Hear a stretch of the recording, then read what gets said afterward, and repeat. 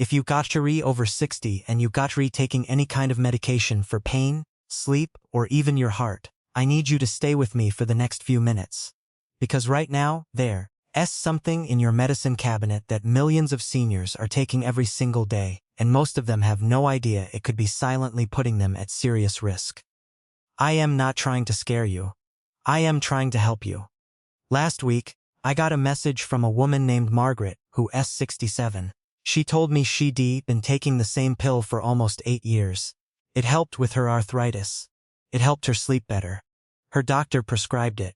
She trusted it completely. But then something happened that changed everything. And when she found out the real danger, she was shocked. Most people don't even realize this.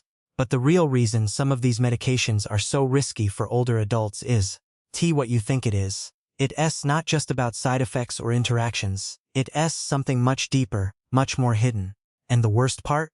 Your doctor might not even bring it up unless you specifically ask.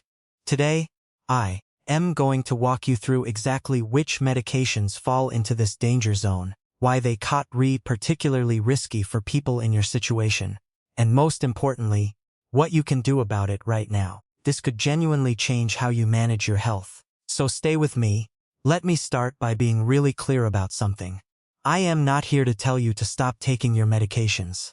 That's not my job, and honestly, that would be irresponsible. What I am here to do is give you information that your doctor might not have time to explain, or information that honestly gets lost in the shuffle during a quick office visit.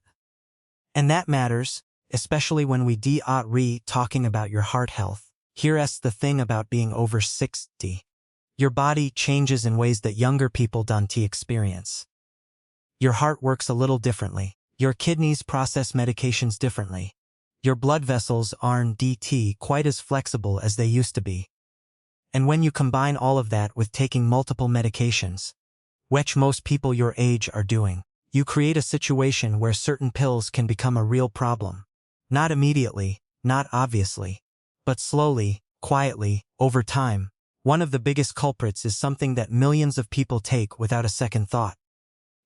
It's sitting in medicine cabinets across America right now. We talking about non-steroidal anti-inflammatory drugs or NSAIDs. You probably know them by their brand names: ibuprofen, naproxen. Maybe you take them for arthritis pain. Maybe you grab one for a headache. Maybe you've been taking them regularly for years because they work and they over the tackler, so they feel safe. But here's what most people don't understand. NSAIDs don't just reduce inflammation in your joints. They affect your entire cardiovascular system. And for someone over 60, especially if you have even mild high blood pressure or a history of heart issues, these medications can actually increase your risk of a heart attack or stroke. The research on this is really solid. Study after study shows that regular NSAID use in older adults correlates with serious cardiac events. Some people take them thinking they could be helping their body, but they might actually be putting their heart at risk without even knowing it. And that's just one medication. There are others we need to talk about. But before we go deeper, I want you to understand something important. This is about blame. This is about your doctor being wrong. It's about the fact that medication safety for older adults is complicated, and sometimes the risks don't get the attention they deserve in a typical doctor's appointment. You deserve to know what those risks actually are. And you deserve to have options. So let's talk about what else is out there. Because NSAIDs are just the beginning. There's another class of medications that a lot of people over 60 are taking, and it's something that might surprise you. We could be talking about certain types of cold and allergy medications. Specifically, decongestants like pseudoephedrine. That's the active ingredient in a lot of the cold medicines. Now, when you are younger and your blood pressure is stable, grabbing one of these when you have a stuffy nose is usually fine. But as we age, these decongestants can actually cause your blood vessels to constrict. They can spike your blood pressure. And if you are already dealing with any kind of heart condition or taking blood pressure medication, mixing a decongestant into the picture can create a really dangerous situation. Some people don't even realize they are taking it because it's bundled into a multi-symptom cold formula they grab at the drugstore. Then there are certain types of antidepressants and anxiety medications. Some of them can affect your heart rhythm, especially at higher doses or when combined with other drugs. And sleeping pills. Oh, this is a big one. A lot of people over 60 are taking prescription sleep aids, and while they can help you rest, some of them have been linked to increased cardiovascular risk. They can lower your heart rate too much. They can cause irregular heartbeats. And if you got already dealing with sleep apnea, which a lot of older adults have without even knowing it, certain sleep medications can actually make that worse, which puts more strain on your heart. The real problem is this. Most people aren't taking just one medication. They are taking 3, 4, 5, sometimes more. And when you start mixing medications, you create what we call drug interactions. That's when one pill affects how your body processes another pill. Your kidneys and liver have to work harder. Your cardiovascular system gets stressed. And the risk compounds. Let me give you a real example. Let's say you taking a blood pressure medication. That's smart. Your doctor prescribed it for a reason. But then you develop arthritis pain, so you start taking ibuprofen regularly. That NSAID can actually reduce the effectiveness of your blood pressure medication. So your blood pressure goes up. Your heart has to work harder. You might not even realize it's happening because you feel fine.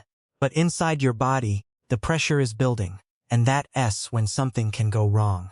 Suddenly and without warning. Here's what really matters right now. You need to have a serious, detailed conversation with your doctor or pharmacist. Not a quick conversation. Not a conversation where you caught rushing out the door. I mean sitting down and asking them directly. Are any of my current medications increasing my risk of heart problems? Are there any interactions I should know about? And are there safer alternatives for someone my age? Most pharmacists will actually spend time on this if you ask.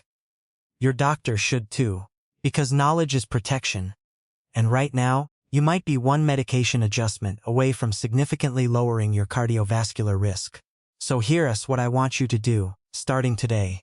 First, gather all your medications. I mean all of them. The prescription ones, the over-the-counter ones, the supplements you might be taking, everything. Write them down or take pictures of the bottles. Then, make an appointment with your pharmacist. Not your doctor. Necessarily, your pharmacist. They have specialized training in drug interactions that doctors sometimes don't have time to focus on. Tell them exactly what you taking and ask them to review it specifically for cardiovascular risk. This conversation could literally save your life. Second, if you are currently taking NSAIDs on a regular basis, and I mean regularly, not just occasionally, talk to your doctor about alternatives. There are other ways to manage pain that don't come with the same cardiac risk.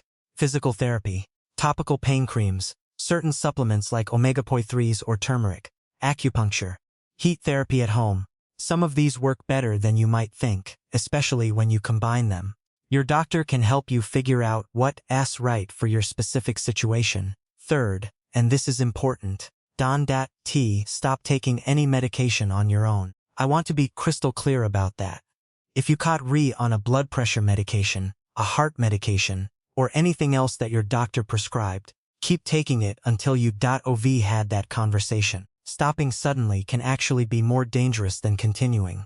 What we doing here is creating an informed plan with your healthcare team. That's how you stay safe. But here's what I really want you to understand. You not powerless in this. You caught not just a passive patient who takes whatever pills are handed to you. You have agency. You have the right to ask questions. You have the right to know what risks you got taking and why. And honestly, most doctors respect that. They want their patients to be informed and engaged. When you show up with questions and a list of your medications, you cop not being difficult. You cop being smart. They seen so many people in your situation make changes that transformed their health. A woman who switched from ibuprofen to physical therapy and heat therapy and felt better than she had in years.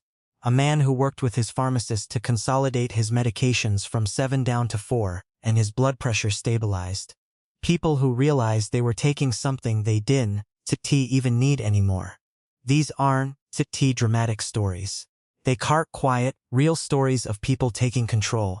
The truth is, you've probably lived a long, full life. You've earned the right to live it well. And that means protecting your heart, your health, and your independence for as long as possible. The conversation I am asking you to have is complicated. It just takes intention and a little bit of courage to speak up. So here's my challenge for you. This week, before you do anything else, sit down and make that list. Make that appointment with your pharmacist. Have that conversation. Your future self will thank you for it. You deserve to feel safe in your own body, and you deserve to know exactly what you are putting into it. That's not too much to ask. That's the baseline of good health. And you are worth it.